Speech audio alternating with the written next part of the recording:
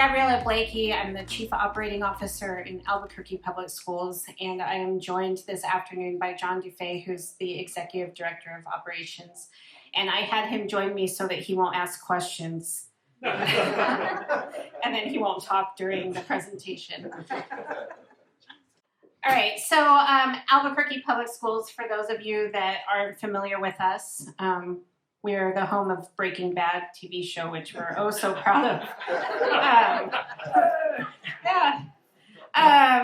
We cover over 1,200 square miles of our district. We have 14 traditional high schools, 28 middle schools, 89 elementary schools. We have 11 schools of choice. We have 53 charter schools in our district, 88,000 students pre-pandemic, and a little bit over 14,000 employees. We cover about 14 million square feet, and we also work with a variety of organizations, which is particular of interest for the topic we're talking about this afternoon, because really what we struggled with, which we heard a little bit this morning, is how do we, all of a sudden, after the pandemic, everybody was suddenly interested in facilities and questioned, everything that we were doing when previously nobody really cared what we were doing. And so we really were looking at how can we translate the hard work that our employees are doing to have our facilities ready, or in many of the cases, our facilities were already up to standard, but nobody really trusted or believed us because they thought this was something new that you had to have ventilation in schools. So they thought maybe we've never had that before, so they wanted to know what we did in order to provide that. So we looked at all of our different organizations, and we collaborate with a multitude of organizations. Albuquerque Public Schools is a very large district in a very scarcely populated state. So we're really different than the rest of our state, which also we're like the target of whatever we do kind of leads the stage for what the rest of the state is supposed to do. So we take a lot of responsibility for that and want to make sure that we do things right. So what we did was we created a building health dashboard that showed basically everything that was done in the school to make sure that they were ready to bring students back. Like many of you, we had kind of the parents wanted students to come back. The teachers said the buildings were dangerous. We kind of played the neutral party as far as here's the data and school board, you guys can decide what to do.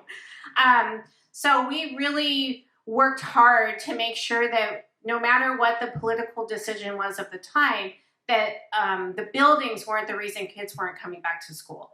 And I know that I said that to John a lot, that, we can let everybody argue, but I don't want any child to not come to school because they don't think the building is ready. So we put all the information out to the public that was needed so that people would feel comfortable at least with the information regarding their particular school. So as you'll see, we have multiple pages where parents, students, teachers, staff can click on any individual school and see various components of our building opening readiness, which included PPE, making sure that every school was staffed or was stocked with enough PPE for their staff and students, that they had signage, that they were fire marshal approved. So that was kind of our third-party system that the state put in to make sure that we had the fire marshals come and inspect every building, making sure that they were ready to open with COVID protocols. So they actually looked for the PPE, the signage, ventilation, etc. And we have linked all of those approval forms onto our site as well, so that parents, staff, and the community can log in at any time to see their specific school, what date it was visited, and that they had a third party come and verify it. So we've also looked at, we add things on here as needed. And in New Mexico, we have evaporative cooling as a primary source of cooling in our schools because we're in a really dry climate. And they're really awful, actually, when it's humid and hot outside. But they were great for providing ventilation. But people didn't understand that. And so everybody wanted to know where the MERV 13 filters were, which I found out were, I guess, in New York, because she said that they bought all of them. But so we actually, our units don't have MERV, like you can't put it anywhere. It was really hard for people to understand that why they didn't have MERV 13 in their schools. And so we tried to use this to kind of show, you'll see just page after page, because these are just all of the schools that we have. We also installed UVC units into every classroom. So that's still a in-process project that we're working on. So you'll see to the right side which of the schools have the UVCs already installed and which ones are almost complete and which ones are in the next phase. So that principals can look real quickly and say, oh, we don't have them because we're in phase 3. One of the things about the UVC was the reason it's in phases is because trying to get them, as you've all heard, with the shipping and all that stuff was something we had to prioritize which schools got it. So we looked at all the schools first that had radiant heat, and those were the schools because they don't have any circulation really during the winter for when they're on radiant heat because they're all hot water boiler and convectors, so there would be no airflow. So we had to go with the UVCs for those areas first, and then kind of waiting for them to get through China and then through customs because they came through Long Beach and they sat there for a long time trying to get through all that and stuff. And behind each of those indicators that are on the dashboard, it just links to more and more information. So for some families, they might just want to see the name of the school, that it was green, that it was checked, and all is good. Or they can go through each one to see what do we mean by ventilation, what do we mean by PPE. And so it goes as deep as people would like information to get. So for ventilation, this was just kind of part of what we put out so that people would know exactly, again, which schools had what kind of system, and that they would know based on that system what the expectation is for your individual classroom and their safety. And that is indicated on this document. So for the real intense or curious parents that wanted to know, my child's in kindergarten, I want to know what filter they have on their system, or I want to know exactly what system they have. You can drill down to the exact classroom, what unit they have, when the filter was replaced, and you can see that how many classrooms are connected to that particular unit. And it was all information that we had scattered amongst everywhere. But as people were asking questions, we were thinking, well, why don't we give everybody as much more information the better in this case? So we went through and, some of our managers were like, are you sure you want to share this? Like, who cares? I said, no, they really care. We need to put it out there. And it really helped because it just showed transparency. And just like the speaker earlier was saying, and sometimes we didn't have the MERV 13, we have MERV 9 on their system. And it's okay to show on here that this is a system that you have, this is a filter that you have, and this is why. As well as, now you'll see we've been open for a while, that all of the schools were green. But there was a time period when the schools were red and the schools were yellow, and it was really important that we shared that. So when we did the UVC, we ended up going with a system that we went and spec'd with and then worked with the PED, the Public Education Department of New Mexico. And they had a set of specs, and so we need to meet their specs. And we went out and tried to find someone who had this, because we wanted a permanent type solution on that. We had worked within our collaboration group with Clarence and Chicago and New York and Fresno and Miami-Dade. We talked, because we talk almost every other week, weekly sometimes, and we network. And that's what's so important. We saw some of the things they did, and that they wish they hadn't done. And then we saw some things that they did that we wish we wanted to do. And so we kind of waited till they had done some things. And we saw that we wanted to go with more of a permanent solution based on some things we had from that networking. And so we went with a UVC system that, because of the radiant heat, we had to have fans that drew in the air. We needed an air exchange, but it couldn't be just by convection. It had to happen by mechanically. So we ended up speccing out a product that met that spec with and took a couple of units per classroom. And then we went to start the installation. And as you can see, these were wall-mounted units.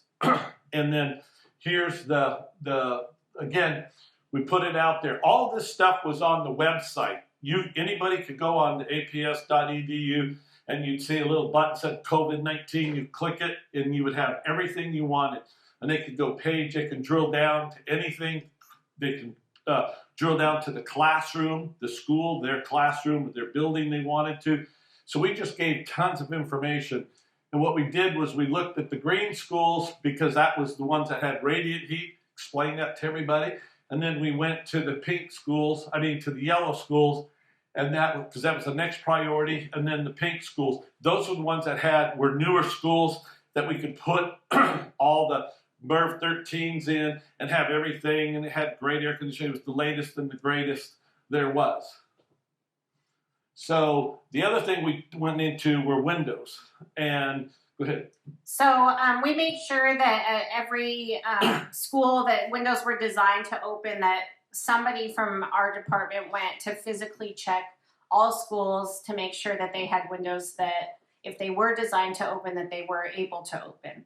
And this was kind of a difficult project because we found that many of them don't open, and there's never been work orders for them to open. And so we were able to get our crews to go through and make sure that every classroom has a window that's designed to open, that can open.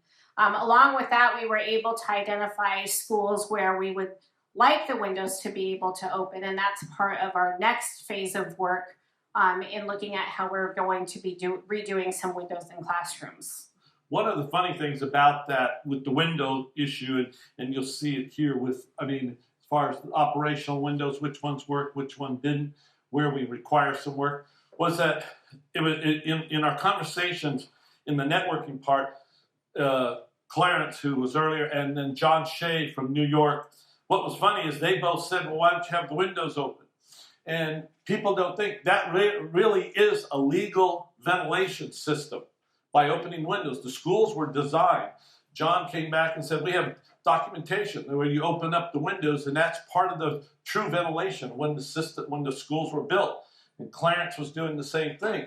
So we went and looked at it and said, sounds like a good idea. It meets ASHRAE specs. And that was one thing, just to get ventilation, besides anything else we were doing. But a lot of people thought, well, I'm not going to do that. But it became one of the best things in the classroom because the teachers loved it once you opened up the windows. And they were saying, wow, we get fresh air even. And we still had the ventilation, but it met the spec and met ASHRAE if you had enough air exchanges and you had the windows open. So it really took about 2 windows per classroom to be able to open. And this was another part where, internally we certainly have our work order system and we can check to see where things are in the process, just like many of you. What we decided to do was make it public by showing on the website the work order has been initiated, the work is being finished, the work is waiting for parts. And so we just kept that open as a regular document that parents, families, staff could look at any time to see what their particular school has a work order been issued. And the interesting thing about it too was once we started making everything public, the questions, kind of died down a bit, but the principals really kept on top of their work a lot more because they knew oh wait, I haven't put a work order in for something, or I need to make sure, I do have the PPE, I need to go get it. And so just adding transparency also adds responsibility to people to make sure that they know that the information's out there and people might be asking, and so here's information that you can give to. We have always struggled with our local newspaper in Albuquerque. I don't know if any of you have news venues that are positive, but if your district's hiring, I'd be interested in going to work there, because our press is always, usually looking for the next best story of what the schools did wrong. But it was really interesting because just a few months ago, we went for a bond and mill levy, and it's the first time in years that our newspaper endorsed, hands down, the bond and mill levy. And it had never really happened before. And part of what they indicated was the transparency that we've been doing, and being really honest and open about what we're using federal funds for, why we still need money for the bond and mill levy. And it really helped in our trust with the community that was evident by this surprisingly, I was like, why did they give us an endorsement? I was waiting for what the punchline was, but they really did speak to the fact that we were being transparent throughout the pandemic. Yeah, and they overwhelmingly approved it because there was such transparency. We weren't being afraid of the public. We told them we had about our challenges. We talked about the good things about what we're doing, and also the challenges that we have. And we're not perfect. We have some issues, and we're having to work on those issues, but we've identified them, and we're able to start with them. And I think the other thing is with our mill levy, again, this whole thing that we're talking about is transparency, being open as much as you can to build that trust and building trust with the public. And we put it out there when we did this. Go to the next one too. When we did the bond lecture, we put out what every single project was going to be and what the cost was going to be. We know that some of this is going to be 2-3 years down the road, but we put inflation value in there and what it's going to be. So granted, they're not solid hard prices because we don't know what the future is going to bring, but this is what the budget is for these, and we put it out there and said, this is where your money's going to go, and this is what the project's for, and this is how much it's going to cost. So that transparency and that delivery of everything, and you didn't have to ask for it. This was all on the website. They could go to it anytime they wanted. And it meant updating this website on a weekly basis, or sometimes we did it a couple of times a week when we got new information. Or when I kept calling John and telling him that it needed to be updated. Yes. So it did result in us, just this past week, we were able to pass our bond and mill levy by a lot. And that's kind of on the heels of it failing a couple years ago. And so we do think that being so transparent and building trust with the community and just putting the information out there was really important. And so it wasn't just trusting our word for it. It was how can they actually look beyond what we're saying to build that trust. With this, obviously, new construction also, we were able to get, the rescue money. We were able to get some of the government money, the ESSA money and stuff. And so we were looking at doing retrofits, but we're also looking at utilizing new construction, new technology, where we're talking about air purification, ionization, and looking at building schools with really operable windows, but through design, where we're able to create cross ventilation, doing some things that are really technologically designed out there and with some engineering behind it instead of just aesthetics and for visual effect. So the other thing we do with transparency is some of you know, and I think some of you have seen it, probably thrown it in the trash can a few times, but is our annual report that I do every year. It's a report that gives everything we do within APS, and it talks about what projects we're doing, where we're doing, every single work order that's in there. There's a listing of every school and how many work orders they got and how much money was spent at that school. Then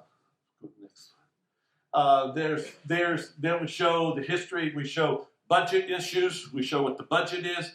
We show where the utilities, how much utilities we spend every year from different things, what the work order costs are costing everybody, and it's all about budgets. It's all about, here's one, this one here.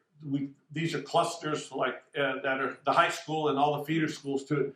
And so it'll show you that it has so much, how many work orders it had and what the total cost of work orders that we spent there at that school for that year. And then it lists always 2 previous years so they can do a comparison. But when people, and this was really, really important for the school board, because what happens, and every one of you has certain neighborhoods and all that. And we always got picked on if a school had roof leaks and had some other issues.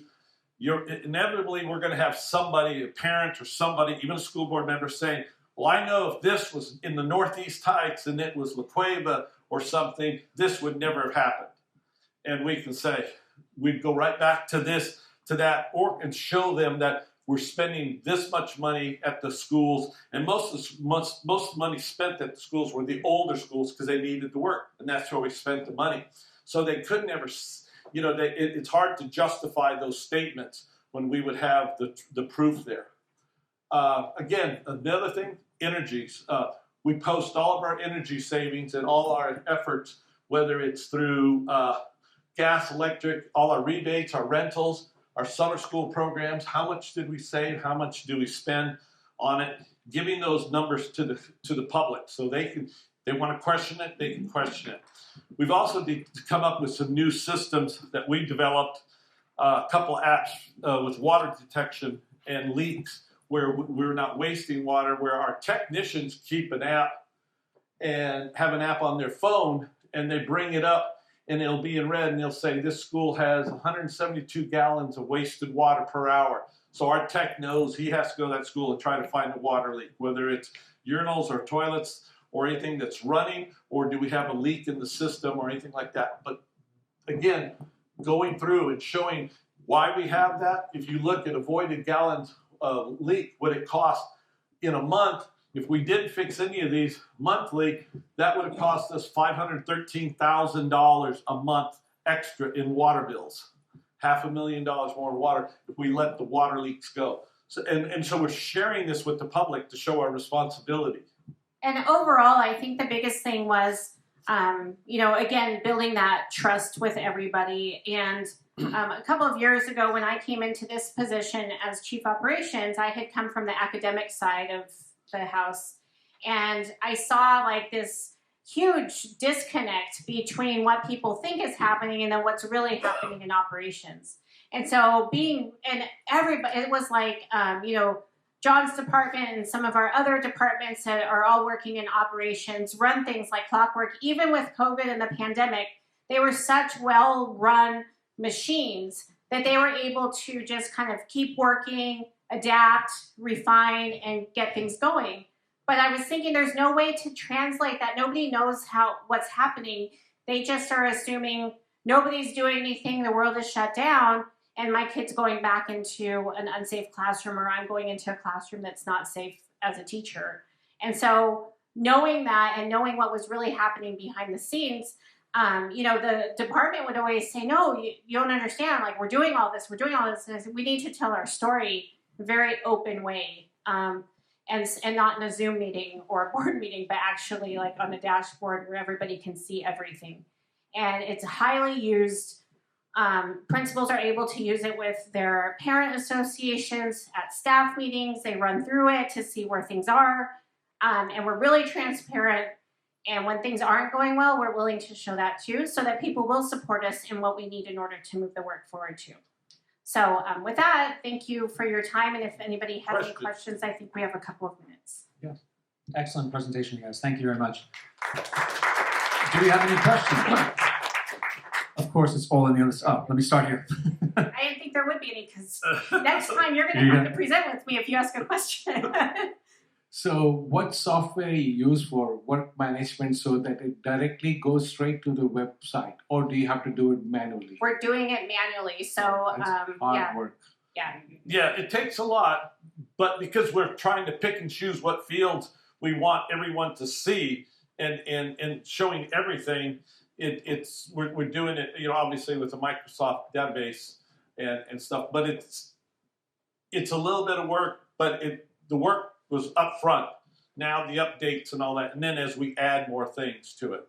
And that's a really good question, because that was actually one of the biggest struggles at the beginning, because we had it all there, But to put it on the website, which I thought, of course, was so easy, like, oh no, just put all this on the website. It had to be accessible. And so in order to make it accessible, we had to change the platform that we were using. So that's why John has someone on his team have to go in and actually input it onto the website information, because it has to be accessible in a different format than the format that they're keeping it all in. Right. Question up in the back over here. Okay, just a quick question. So does your school board, do they receive this information, or is it just out there where they have to, if they're interested, they can look at it, or do you just supply that information to them? We went over it with them at the beginning when we first rolled it out, and then now they have access to it, so they can click and look at it at any time. And then for the actual report of the schools, John gives them like the specific information for the schools in their district, that they can look at how many work orders were done in that particular district that year in comparison with other. Right. And we can do it. We do it quarterly on them with this for each of the districts, the schools that are in their district.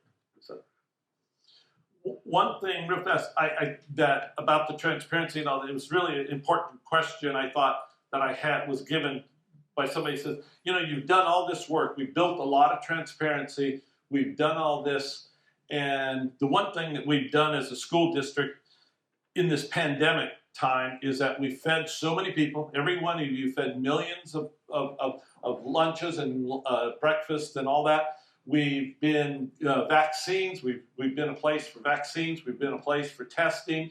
We gave everybody one-to-one devices. Many of you did that. The whole thing goes on and on. How important school district is to the community, but we've never known that how important school districts are until we had the pandemic. And as you see, I mean, they were essential workers, but if it wasn't for the school districts, how people would have been fed, what were some of the other challenges that we had? And he asked me one question. He says, now that you have done this, once we start getting back, how are you going to keep this up? What are you going to do as a school district to continue to show the importance? Because it's kind of like healthcare workers. You know, until the pandemic, everybody's now thinking, you know, healthcare workers are the superheroes. They are. But once the pandemic goes away, are we going to feel the same way? Well, are we going to feel the same way about school district, our school district and your school district, the same way they feel about it today? What are we going to do to keep that going to where we continue to build their trust and they think we're important? Because once we're back to normal life, they'll be back at the school board yelling, screaming, telling us how bad we are. So what are we going to do? And that's the challenge we have. That's your challenge. That's our challenge. How are we going to keep that up to where they feel, oh my gosh, school districts really are important? So anything else? Thank you. Wonderful. Thank you so much.